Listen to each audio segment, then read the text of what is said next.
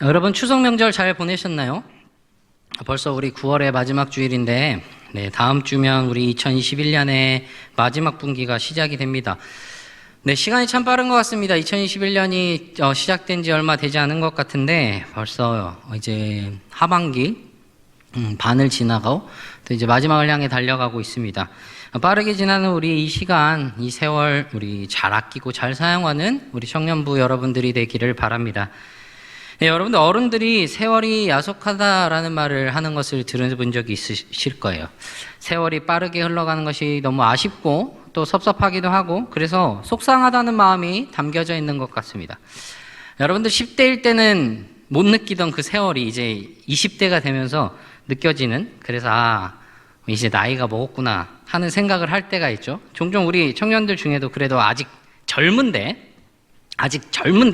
나이를 먹은 것을 점점 느낀다고 말할 때가 있습니다. 네, 그래요. 아무튼 나이가 많든 적든 이렇게 시간이 지날수록 우리는 나이를 먹는 것에 대한, 세월이 지나는 것에 대한 것을 점점 느끼고 그때마다 느끼는 우리의 느낌점들이 변하고 있는 모습들을 보게 됩니다. 그런데 젊다, 어리다 이런 말들이 나이와 밀접하게 연결이 되기도 하지만 때로는 그런 의미를 벗어나서 다른 의미로도 사용이 되곤 합니다. 그냥 일반적인 의미가 아니라 혹은 긍정적이거나 혹은 부정적인 의미로 사용되는 경우도 있죠. 세월이나 나이가 크게 작용하는 부분들이 있지만 젊다 어리다에 대해서, 그러나 그것보다 더 큰 영향을 미치는 것이 있다는 것이죠. 오늘 우리가 갈렙이 나오는 본문을 보게 됩니다. 갈렙이라고 하면 우리가 두 가지 유명한 말씀을 기억을 해요. 하나는 가나안 정탐, 그리고 우리 찬양 있죠. 이 산지를 내게 주소서. 그 찬양, 오늘 본문에서 갈렙이 여기에서 그 산지를 요구하는 장면이 기록되어 있어요. 지난 11장에 보면 우리 가나안 북방을 정복을 하고 이제 12장에서 보면 모세가 정복한 왕의 명단들, 그리고 여호수아가 정복한 왕의 명단들이 이렇게 쭉 나열이 됩니다. 그들이 정복한 이 가나안의 지역들을 이야기를 하고 있는 것이죠. 그리고 13장에 이르러서 보면 요단 동편에서부터 그 땅의 분배가 이루어져요. 물론 사실 동편의 땅은 이미 이 가나안 땅이 들어오기 이전에 르우벤 지파, 갓 지파, 므낫세 반 지파에게 이미 분배된 땅입니다. 어쨌든 이 13장에서 이들에게 분배된 지역들이 구체적으로 기록이 되어 있어요. 그런데 그에 앞서서 13장 초반에 보면요, 정복 전쟁을 이렇게 쭉 했잖아요. 중부부터 시작해서 남부 그리고 북부까지 이렇게 정복을 했는데 아직 정복하지 못한 지역들이 있다고 이렇게 이야기를 합니다. 언급을 하고 있어요. 그래서 14장에 이렇게 들어서서 보면은 이제 요단 서편, 그러니까 가나안 땅의 분배가 본격적으로 이루어지고 있습니다. 아직 정복하지 못한 곳들이 있는데 말이죠. 그러니까 이제 분배를 하고요. 분배하고 난 다음에 정복하지 못한 지역들을 각자 이제 정복하도록 하는 것이죠. 그런데 이 가나안 땅을 분배를 하는 모습을 보니까 그것을 주도하도록 세워진 사람들이 있습니다. 14장 1절에 보면 제사장 엘르아살, 눈의 아들 여호수아, 그리고 이스라엘 지파들의 족장들이 이렇게 기록이 되어 있어요. 우리 이전에 정복에 대한 기사들, 정복에 대한 내용들을 보면 항상 앞서서 나온 사람이 누구였어요? 여호수아였습니다. 그리고 그에 따르는 이스라엘, 여호수아와 이스라엘 이렇게 기록이 되었습니다. 이제 본격적인 정복이 마치고 분배하는 장면에 이르러서는 이 엘르아살이라는 이름이 처음으로 등장을 하고 있어요. 여호수아에서는요. 그런데 이 엘르아살이 누구냐? 제사장입니다. 제사장이에요. 이 엘르아살이 가나안 땅을 분배하는 일에 있어서 등장한 것이 어떻게 보면 갑자기 튀어나온 것처럼 보이기도 해요. 그런데 그게 아니라는 것이죠. 이 사람이 여기에 등장한 분명한 근거가 있습니다. 민수기 34장에 보면요, 하나님께서 여호수아 모세에게 이 기업 나눌 책임자들의 이름을 나열하시는데, 여러분들 오늘 나눠드린 우리 목장 모임 자료들 보면 뒤에 아래쪽에 보면 인용구가 있거든요. 인용성구를 한번 보시면 민수기 34장 17절이 있어요. 너희에게 땅을 기업으로 나눌 자의 이름은 이러하니 제사장 엘르아살과 눈의 아들 여호수아니라, 이렇게 이야기를 하고 있습니다. 이미 가나안 땅을 들어서기 이전부터 가나안 땅에서 기업을 나눌 것을 이야기를 하셨고 그것을 책임질 사람들을 하나님께서 정해 주셨다는 것이죠. 제사장, 지도자, 그리고 각 지파의 족장들. 정복과 연관되고 땅을 나누는 일이라면 지도자들이나 지파의 족장들만이 그 일을 감당할 것 같은데 여기에 한 사람, 제사장이 포함되고 있는 것을 보게 되는 것이죠. 이것은요, 이스라엘 지파에게 땅을 나누어주는 일이 단순히 정치적이거나 경제적이거나 아니면 문화, 군사적으로 그렇게 땅을 나누는 것이 아닌 것임을 말하고 있는 것입니다. 가나안 정복이 무엇이라고 했죠? 하나님께서 친히 임하시는 거룩한 전쟁이라고 했어요. 그것처럼 이 기업을 나누는 일도 하나님께서 제사장을 통해서 개입하시는 거룩한 일, 종교적인 일이었음을 보게 되는 것입니다. 그래서 이 제사장의 이름이 가장 먼저 등장하고 있는 것이죠. 그럼 이것을 어떻게 나누냐? 이제 어떻게 하나님께서 친히 개입을 하셔서 이 땅을 나누는 일을 하게 하시느냐? 2절에 보면요, 제비를 뽑아서 9지파와 반지파에게 나눈다고 말을 합니다. 이것도 무엇이라고 하냐면 여호와께서 모세에게 명령하신 대로, 이 방법 또한 이미 하나님께서 명령하신 것에 따라서 한다는 것이죠. 민수기 26장 55절 56절에 보면 땅을 제비 뽑아서 나누라고 하나님께서 말씀을 하셨어요. 그리고 민수기에 계속적으로 이어지는 본문들에 보면 33장, 34장 그리고 36장에서도 제비 뽑으라는 말씀을 그렇게 하고 계십니다. 그런데 여호수아에서는 제비 뽑는 장면이 이번이 처음으로 언급되고 있어요. 사실 제비 뽑기가 어떤 방식으로 진행되었는지는 정확하게는 모르겠습니다. 돌을 사용했을 수도 있고 나무 조각을 사용했을 수도 있어요. 정확한 방식이나 그 정확한 진행 방법들이 기록되지는 않지만 어쨌든 무언가 제비뽑기의 형식이었을 것이죠. 그러면 보통 우리가 제비뽑기를 하는 것처럼 이것이 우연이나 확률 게임을 이야기를 하는 걸까요? 그것은 아닙니다. 이때 이들이 한 이 제비뽑기는요, 분명하게 하나님의 통제와 지휘 아래에서 이루어진 일이라는 겁니다. 그러면 지금도 사실 우리가 많이 고민하는 게 어떠한 우리의 선택에 있어서 이게 하나님의 뜻이 맞는지 하나님의 뜻이 아닌지 참 고민이 되잖아요. 그러면 하나님의 뜻이 A면은 앞면이고요, 하나님의 뜻이 B면은 뒷면이 나오게 해서 동전 던져서 맞을까요? 아니죠. 그러면 이때는 왜 이게 하나님의 통제 아래, 지휘 아래 있는 것일까요? 하나님께서 이것을 사용하라고 명령하셨기 때문에 이것이 하나님의 뜻을 분별할 수 있는데 사용하는 기구가 될 수 있던 겁니다. 하나님께서 땅을 분배할 때 제비 뽑으라고 말씀하셨기에 이 기업 나누는 일이 하나님의 지휘 아래서 이루어질 수 있게 된다는 것이죠. 그 제비 뽑기가 말이죠.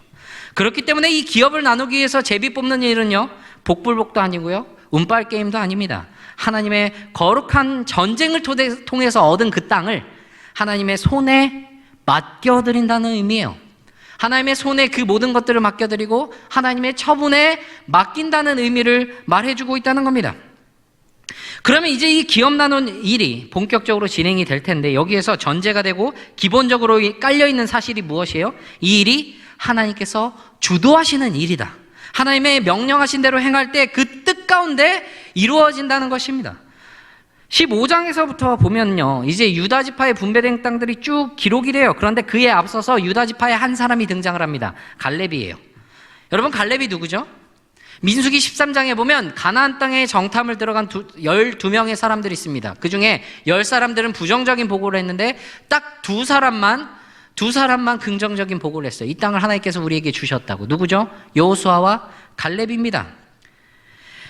이 10명의 정탐꾼들이 가나안은 우리가 절대로 치지 못할 거라고, 이 아낙 자손들, 그 거인들 앞에서 우리는 메뚜기 같다고 그렇게 이야기를 할 때 이 땅으로 올라가서 우리가 능히 취하자, 그곳을 우리는 능히 이길 수 있다라고 모세와 이스라엘 사람들 앞에서 당당하게 말했던 사람이 바로 갈렙이에요.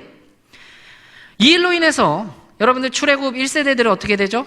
광야에서 다 죽게 됩니다. 가나안 땅에 못 들어가겠다고 말씀하셨어요. 그러나 단 두 사람, 여호수아와 갈렙만 가나안 땅을 밟을 수 있다고 말씀을 하셨던 겁니다. 그러니까 지금 이 가나안에 들어와 있는 사람들 중에 출애굽 1세대는 갈렙, 여호수아 이 두 사람뿐이라는 것이죠. 갈렙이 이제 여호수아에게 옵니다. 요구를 해요. 6절부터 12절에서 이제 갈렙이 이 땅, 헤브론 땅을 나에게 달라고 요청을 하고 있습니다. 그리고 이어서 13절에서 15절까지는 여호수아가 그 땅을 갈렙에게 주겠다고 허락을 하고 있죠. 그럼 갈렙이 이 헤브론 땅을 달라고 하는 그 근거는 무엇인가? 이 땅이 엄청나게 비옥해서? 이 땅이 가나안 땅에서 제일 핵심적인 곳이어서? 그렇지가 않습니다. 헤브론은 고지대예요. 해발 927m 정도 되는 산지에 세워진 도시죠. 여러분들 지난주에 우리 김포 지역의 산들 살짝 이야기를 했잖아요. 제일 높은 산이 문수산 300m 정도였는데 그거 3배 정도는 되는 높이에 지어진 산지에 있는 도시라는 겁니다. 그 성읍이라는 거예요. 물론 산지긴 하지만 기후와 그 토양이요, 영양과 염소를 기르는 것과 그리고 포도, 올리브 이런 것들을 재배하는 데는 굉장히 적합합니다. 그런데 이 산지가 아니어도 평지 중에서도 그런 성읍들과 도시들은 있는 거예요. 더 전략적인 곳이 많다는 것이죠. 게다가 이 지역에 가장 큰 걸림돌이 있습니다. 헤브론이라는 이곳을 부르는 다른 이름이 성경에서 2가지가 더 있는데 마므레 그리고 기럇 아르바가 있습니다. 이 기럇 아르바라는 말은요, 이름에서 이 기럇이라는 말은 도시 혹은 성읍이라는 뜻으로 번역이 돼요. 그러니까 쉽게 이야기를 하면 아르바의 성읍이라는 말이죠. 이 아르바란 말이 하나의 의미는 사라는 의미가 있습니다. 숫자 4라는 의미가 있어서 4개의 도시 혹은 내 성읍이라는 뜻으로 번역이 되기도 하는데, 이 아르바라는 사람이 오늘 본문에서도 이야기를 하는데 뭐라고 이야기를 하냐면 15절에 아낙 사람 가운데 가장 큰 사람, 아낙 사람 가운데 가장 위대한 인물이 바로 이 아르바라고 이야기를 하는 것이죠. 아낙 자손이 누구예요? 거인으로 유명한 사람들입니다. 거대하다고 굉장히 유명한 족속들이에요. 용사들이죠. 그래서 민수기에서 10명의 정탐꾼들이 이 아낙 자손들을 보고 그들 앞에서 우리는 메뚜기와 같을 것이다 라고 그렇게 이야기를 하면서 두려워했던 사람들이에요. 바로 이 아낙 자손들이 말이죠. 그 자손들의 도시라는 겁니다. 거인들, 용사들이 있는 곳이라는 말이죠. 그리고 이곳이 아직 다 정복이 되지 않은 지역 중에 하나예요. 그러니까 기업을 얻기에 쉬운 곳이다? 아니라는 겁니다. 굉장히 힘들고 험난한 것들이 예상되는 곳이죠. 편하지 않다는 거예요. 그런데 그것을 다 알고 있음에도 이 갈렙은요, 이곳을, 이 산지를 나에게 달라고 요구를 하고 있습니다. 그리고 지금 달라고 말하고 있어요. 지금. 우리 힘을 다 합쳐서 이 아낙 자손들 함께 몰아내고 그 다음에 저에게 주세요. 이렇게 말하지 않았다는 겁니다. 지금 나에게 주세요. 내가 그 사람들을 쫓아내겠습니다. 그 근거가 무엇입니까? 하나님의 약속이에요. 하나님께서 그에게 말씀하셨던 것이 있기 때문이죠. 하나님께서 갈렙에게 그가 밟은 땅을 그에게 주시겠다고 말씀을 하셨습니다. 민수기 14장 24절에 그가 갔던 땅으로 내가 인도하여 드리리니 그의 자손이 그 땅을 차지하리라.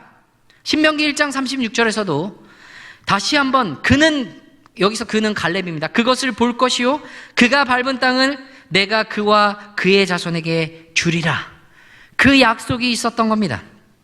그러면 하나님께서 그에게 이 약속을 주신 이유가 무엇일까요? 7절과 8절에 보면 그 가나안 정탐하는 일을 회상하면서 갈렙이 이야기를 합니다. 자신이 정탐하고 난 다음에 자신이 성실하게 보고했고, 8절에서 보면 나와 함께 올라갔던 형제들은 백성의 감담을 높게 하였으나 나는 내 하나님 여호와께 충성하였으므로, 나는 하나님께 충성하였다, 나는 하나님을 온전히 좇았다라고 이야기를 합니다. 가나안 땅을 주시겠다고 하신 그 하나님의 약속에 의지해서 비록 10명의 정탐꾼들이 밟은 그곳에 아낙 자손들이, 거인들이 있지만 여호와께서 주시겠다고 하신 그 땅이고 젖과 꿀이 흐르는 아름다운 땅이며 하나님의 약속이 있기에 우리가 하나님을 의지하기에, 그러면 이 거인들은 우리의 먹이다, 우리의 밥이다 라고 그렇게 말했던 겁니다.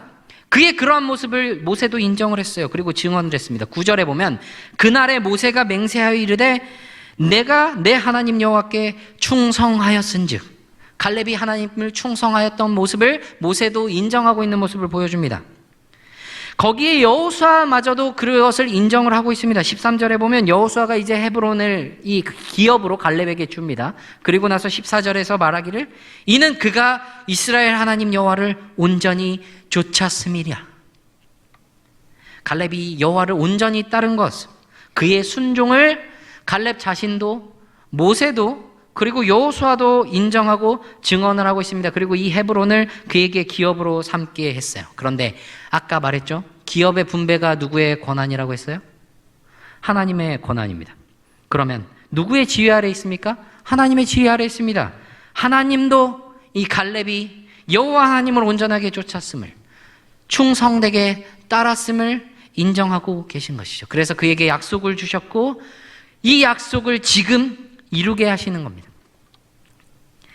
갈렙의 나이가 지금 85세예요. 그가 고백하기를 85세라고 이야기합니다. 가데스 바네아에서 자신이 40세 때 그 가나안 땅을 정탐했는데 45년이 지났다고 합니다. 그 광야의 땅에서 45년을 그가 지났다고 이야기를 해요.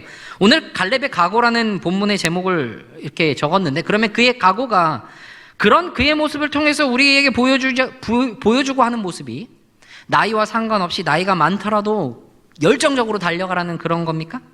그런 걸 이야기하는 것 같아요.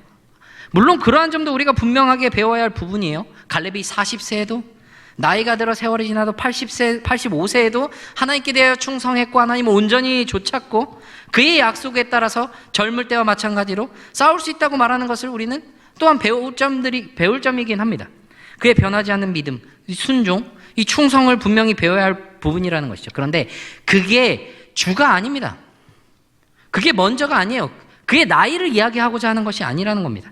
그의 나이의 많고 적음이 중요한 것이 아니라는 거예요. 그 세월이 의미하는 것은요, 하나님의 약속이 이루어지는 것에 대한 증거입니다. 40세의 약속을 받았어요. 그리고 광야에서 45년을 지냅니다. 그 45년 동안에 갈렙이 붙든 것이 무엇일까요? 40세에도 하나님의 약속에 근거했던 갈렙입니다. 45년을 지나 광야를 지나면서도 그 약속을 기대합니다. 그리고 85세에 그 약속이 이루어지기를 바라고 있습니다. 그리고 10절에서 갈렙이 이렇게 말합니다. 여호와께서 말씀하신 대로 나를 생존하게 하셨나이다. 생존하게 하셨대요. 살게 하셨다는 겁니다. 무엇을 근거로? 여호와께서 말씀하신 대로. 하나님께서 갈렙을 위해서 그 약속을 이루시기 위해서 그를 살아남게 하셨습니다.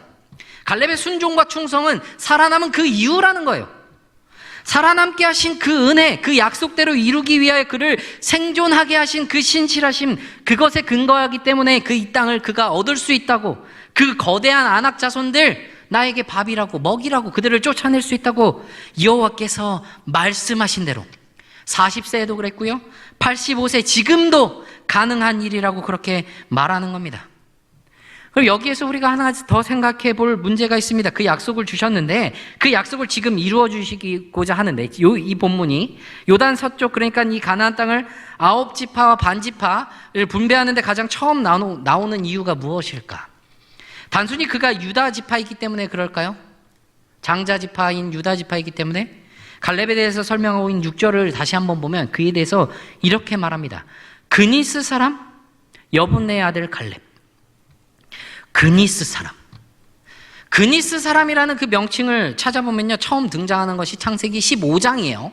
여러분, 창세기 15장에 굉장히 중요한 말씀이 등장을 합니다. 하나님께서 이 아브라함에게 약속을 주시는 말씀이 기록되어 있어요. 그리고 언약을 세우시는 장면이 기록이 됩니다. 동물을 쪼개고 그 사이를 하나님이 걸어가시는 그 맹세의 장면을 보여주신단 말이에요.